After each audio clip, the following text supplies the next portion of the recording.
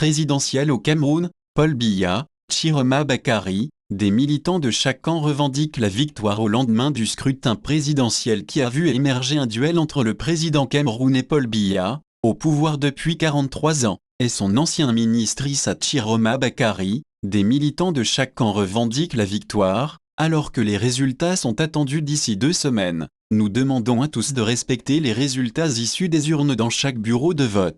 C'est le seul que nous accepterons, a souligné à la mi-journée sur Facebook Chiroma, alors que des opposants craignent des fraudes favorisant M. Biya, 92 ans, réélu avec plus de 70% depuis plus de 20 ans et qui tient le pays d'une main de fer. Les autorités n'ont communiqué ni le chiffre de participation, ni la date prévue de publication des résultats, qui doivent être proclamés avant le 26 octobre par le Conseil constitutionnel. Lundi matin, les activités ont repris leur cours dans la capitale, même si des forces de sécurité ont été déployées à certains carrefours stratégiques, ont pu constater des journalistes de l'AFP. Dans le quartier de la Briqueterie, fief du candidat Chiroma à Yaoundé, où des centaines de ses partisans scandaient au revoir Paul Biya, Chiroma arrive dimanche soir. Abdou Mana, 50 ans, reste dans l'attente des résultats définitifs annoncés par le Conseil constitutionnel. On veut le changement mais on ne veut pas de problème, temporise-t-il.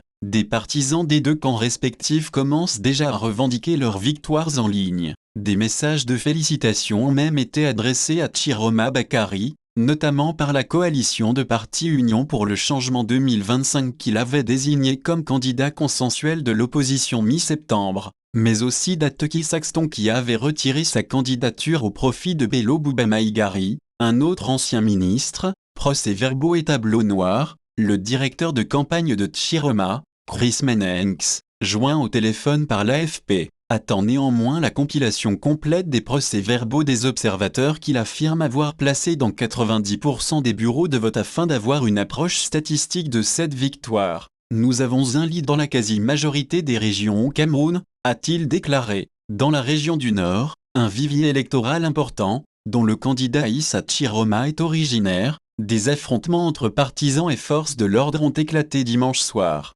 S'il est autorisé de rendre publics les procès-verbaux de chacun des bureaux de vote, il est en revanche illégal de proclamer le résultat du vote avant le Conseil constitutionnel. C'est la ligne rouge à ne pas franchir, a réitéré le ministre de l'administration territoriale Paul Atanga NJ, lors d'une conférence de presse dimanche soir, à l'issue d'une élection qui s'est déroulée selon lui sans incident majeur. En 2018, lors de la dernière présidentielle, Maurice Kamto, arrivé deuxième du scrutin et dont la candidature a été rejetée cette année, s'était proclamé vainqueur au lendemain du vote.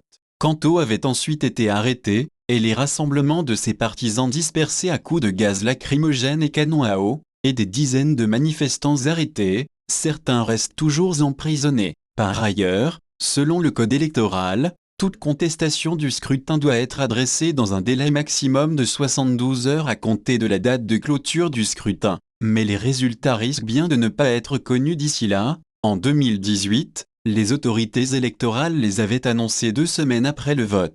Des citoyens, soucieux de surveiller leur vote, ont assisté, téléphone et mode vidéo enclenché, au dépouillement dans certains bureaux du pays à leur fermeture dimanche à 18h, 17h GMT. Les images de procès-verbaux et de tableaux noirs sur lesquels étaient reportés les résultats des dépouillements ont largement circulé sur les réseaux sociaux, alimentant les revendications de victoire de l'un ou l'autre des protagonistes du duel de tête.